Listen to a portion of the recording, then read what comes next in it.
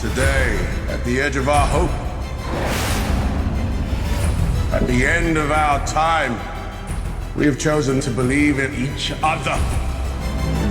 Today we face the monsters that are at our door. Today we are cancelling the apocalypse! Well, hi Idris, welcome to Shortlist.com. In Pacific Rim's obviously another massive film for you. You've done Thor 2, Thor 1, Prometheus, Ghost Rider 2. Are you quite used to being on films of this scale now, or are you still quite overwhelmed by it? It's always overwhelming, because I still, sort of maintain a small screen presence. I go off and go make Luther, or I'll make a small independent somewhere. And these films are massive. And I am feeling like I'm becoming, the sort of genre guy, and that's really not intentional, I worked on Prometheus because it was Ridley Scott. I worked on Pac Rim because it's Guillermo del Toro.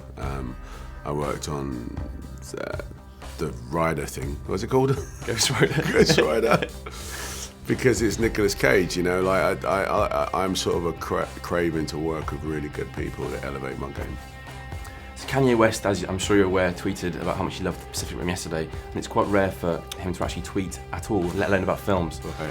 So, was it a surprise to you as well? Because now you have your music career too. Do you guys know each other? Have you ever? I do know Kanye a little bit, but I didn't, ask him. And listen, Kanye is a visionary. He's a really visionary artist. He's never the kind of guy that's going to make or remake something just to, fit into a box. I think he's definitely seen Pac Rim and gone, that's original, you know what I mean? It is part of a genre, the Magna genre, but that is definitely original. So, it's such a blessing to have someone that famous and well-known sort of give your work the salute. It's nice. So near the end of the film, you give quite a stirring speech that's going to be known as one of the notable bits of the film, I think. What's your top tip for getting an audience's attention? Look them in the eye. Look them in the eye and pause. Because then they'll go, is he still speaking? And then you'll catch him again. So obviously you're also known for The Wire, which we're huge fans of at Shortlist. Who's the craziest Wire fan you've ever sort of encountered? You must have quite a few. I've actually, I meet people all the time going, where's Wallace? String, where's Wallace? You're cold.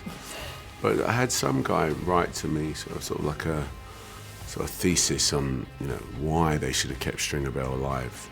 And it was deep. It was about 18 pages long. It was deep, and I was like, wow. I didn't read the whole thing because at page 4 I was like, okay, I shouldn't say that I didn't read the whole thing. Poor guy, he wrote the whole thing. But anyway, so that was my sort of deepest, Stringer fan. So next up, you use Thor 2. Have you seen it yet?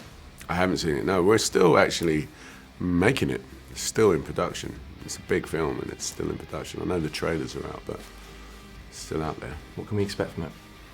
Without saying too much about it, because my part is a small part of a big film, and my sense is that you're going to get closer to the world. You're going to see closer perspective on the Asgardians and who they are. But it's going to be a kick-ass film. You know what I mean? What do you miss most about living in Hackney? Because I live in Hackney now, and I'm a big fan of the place. So what do you miss about the area? Dude, I grew up when Hackney wasn't popular. Do you know what I mean? And now when I go there, it's Disneyland. It's massive, and it's like lots of people and blah blah blah. And I think that's great. It's great for Hackney. So I kind of just miss how it used to be as well, because I have nostalgia. My first bike ride was on Kingston High Street, literally, where everyone's like raving and that. I'm like, whoa, wait a second. This was my first. My dad bought this bike out of this shop and pushed me along Kingston High Road, and I'm like, so I've got really fond memories of Hackney.